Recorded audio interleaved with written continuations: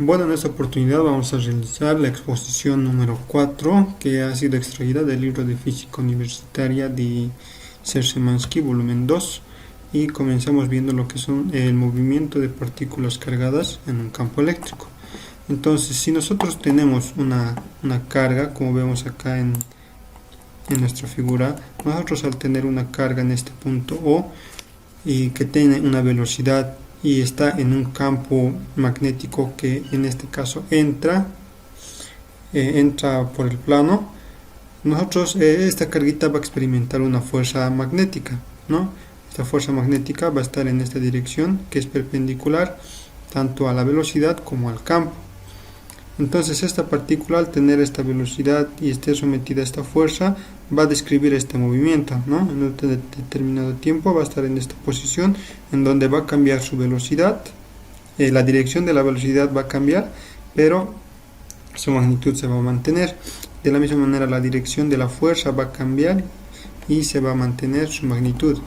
Entonces de esta manera esta partícula va a describir un movimiento circular en este campo, siempre y cuando la única fuerza que se ejerce sobre esta partícula es la fuerza del campo magnético. Acá no estamos tomando en cuenta ni la fuerza gravitatoria ni ninguna otra fuerza externa.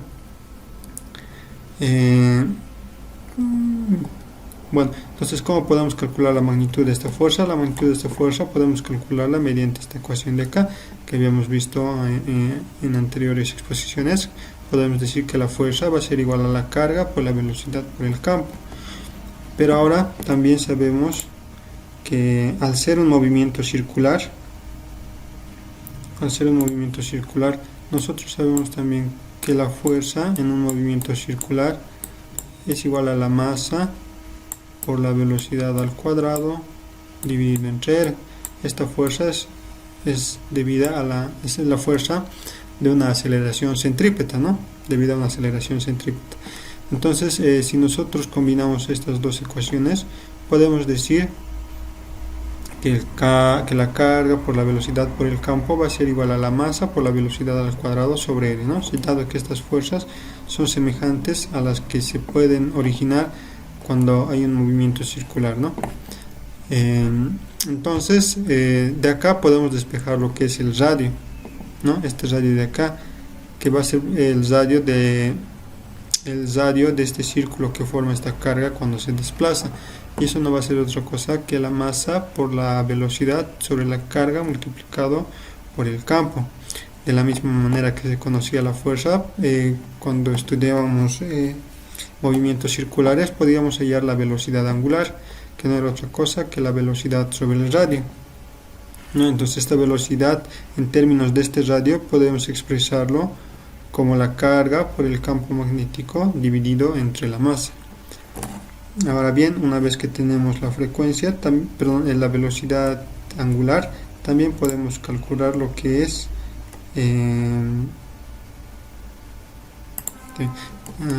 también podemos calcular lo que es la frecuencia, ¿no? Nosotros sabemos que la frecuencia es igual a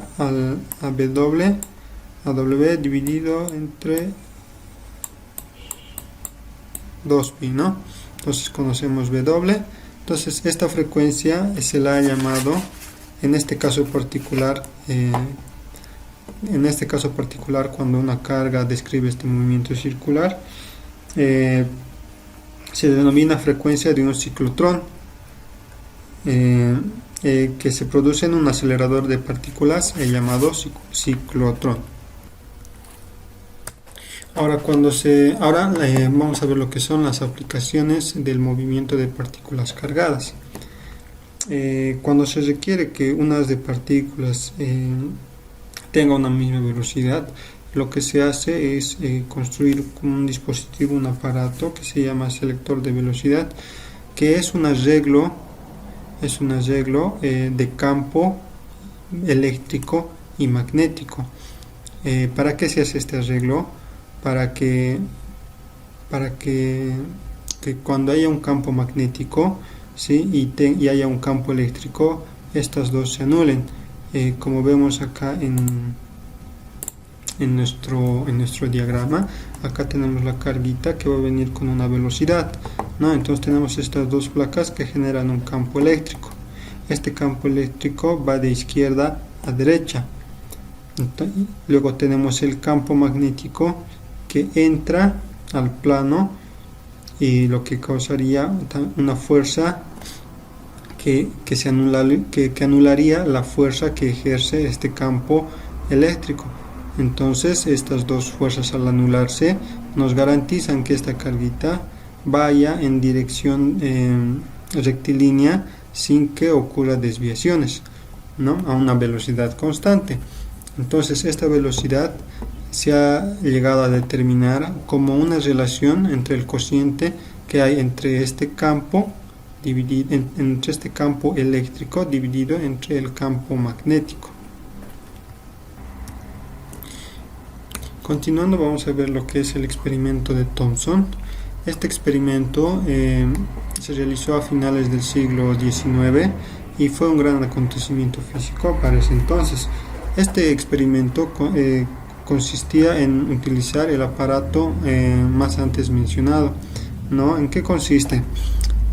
Como vimos, era un contenedor de vidrio al vacío en donde se aceleraban electrones provenientes de un cátodo que estaba caliente, ¿no? Que estaba caliente para formar un haz de electrones.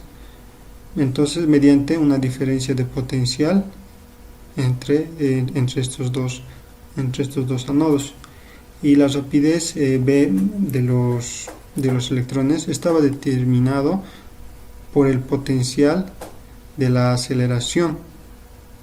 Entonces la energía cinética, ¿sí?, que sabemos que es un medio de la velocidad al cuadrado, era igual a la energía perdida por el potencial. Era igual a la energía perdida por el potencial, que lo vamos a llamar E por B, y entonces podemos despejar la velocidad y nos queda ese término, ¿no? Raíz de 2E por el potencial sobre la masa. Cuando el haz de electrones pasa por estas placas y nosotros hacemos que cumpla la condición que habíamos mencionado antes, de que el campo eléctrico y el campo magnético eran de magnitudes iguales y se anulaban, entonces nosotros sabíamos que esa era una velocidad constante. Entonces esta velocidad la podemos reemplazar con esta ecuación de acá, con esta relación de campo eléctrico y magnético, y también podemos ordenarlo de tal manera que nos quede E sobre M va a ser igual al campo eléctrico al cuadrado sobre 2 veces la diferencia de potencial multiplicado por el campo magnético al cuadrado. Ahora vemos que estos términos de acá se pueden medir, se pueden cuantificar, y solamente nos quedaría esta E sobre M, que es un término común a todos los materiales, ¿no?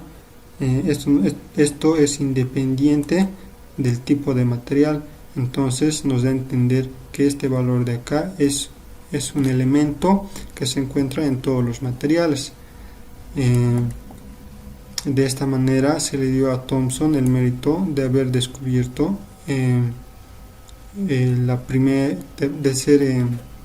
se le dio el mérito de haber descubierto la primera partícula subatómica, ¿no?, que en este caso es el electrón.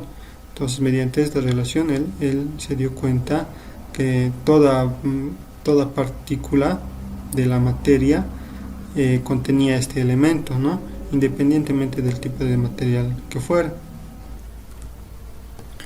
El valor más aproximado que se tiene de este E sobre M es este valor de acá, ¿no? Este valor de acá, que es el más aproximado. Años más tarde se pudo calcular el valor de la carga del electrón, y una vez conociendo el valor de la carga del electrón se pudo hallar la masa de este electrón, que es el que conocemos ahora, ¿no? Ahora vamos a ver lo que son la fuerza magnética sobre un conductor que transporta corriente. ¿no? Entonces de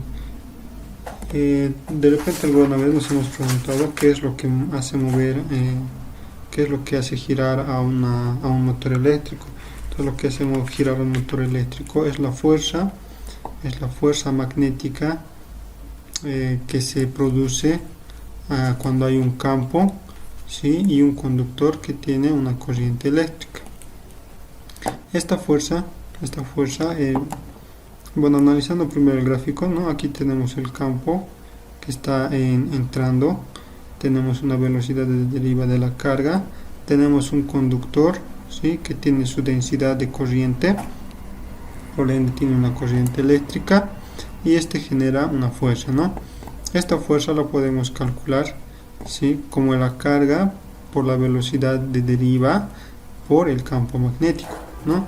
Asociado al número de átomos que hay, en ese número de átomos que hay por el área transversal del conductor, multiplicado por la longitud. Ahora bien, nosotros ordenando esta ecuación podemos tener el número de igual al número de cargas, el número de cargas por unidad de área por la velocidad de deriva por el área, multiplicado por la longitud de este alambre, si se quiere, por el campo magnético, ¿no? Entonces esta expresión de acá lo vamos a sellar,